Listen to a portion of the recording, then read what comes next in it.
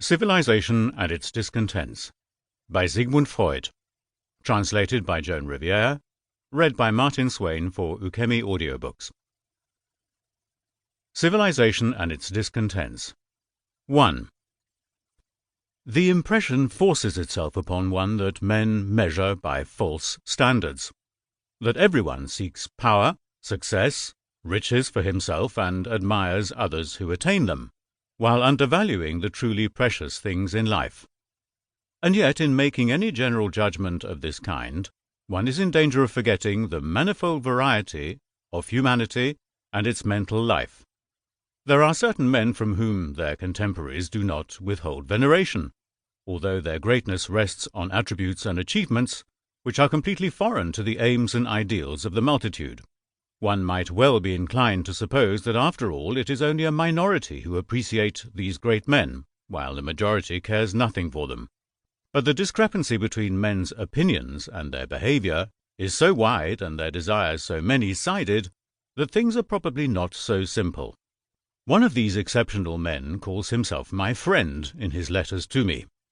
I had sent him my little book which treats of religion as an illusion, and he answered that he agreed entirely with my views on religion, but that he was sorry that I had not properly appreciated the ultimate source of religious sentiments.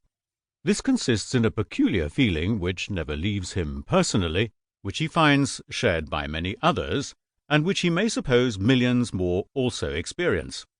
It is a feeling which he would like to call a sensation of eternity, a feeling as of something limitless, unbounded, something oceanic.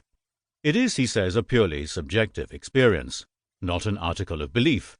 It implies no assurance of personal immortality, but it is the source of the religious spirit, and is taken hold of by the various churches and religious systems, directed by them into definite channels, and also, no doubt, used up in them. One may rightly call oneself religious on the ground of this oceanic feeling alone, even though one reject all beliefs and all illusions. These views, expressed by my friend whom I so greatly honor, and who himself once in poetry described the magic of illusion, put me in a difficult position. I cannot discover this oceanic feeling in myself. It is not easy to deal scientifically with feelings. One may attempt to describe their physiological signs. Where that is impossible, I am afraid the oceanic feeling too will defy this kind of classification. Nothing remains but to turn to the ideational content which most readily associates itself with the feeling.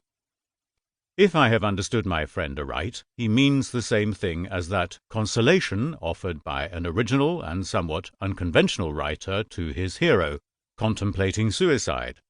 Out of this world we cannot fall. So it is a feeling of indissoluble connection, of belonging inseparably to the external world as a whole. To me, personally, I may remark, this seems something more in the nature of an intellectual judgment, not, it is true, without any accompanying feeling tone, but with one of a kind which characterizes other equally far-reaching reflections as well. I could not in my own person convince myself of the primary nature of such a feeling, but I cannot on that account deny that it in fact occurs in other people.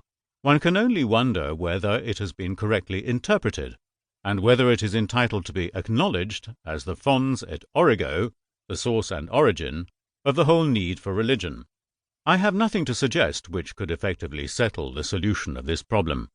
The idea that man should receive intimation of his connection with the surrounding world by a direct feeling which aims from the outset at serving this purpose sounds so strange and is so incongruous with the structure of our psychology that one is justified in attempting a psychoanalytic, that is, genetic explanation of such a feeling, whereupon the following lines of thought present themselves.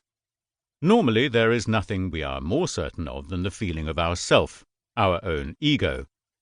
It seems to us an independent, unitary thing, sharply outlined against everything else.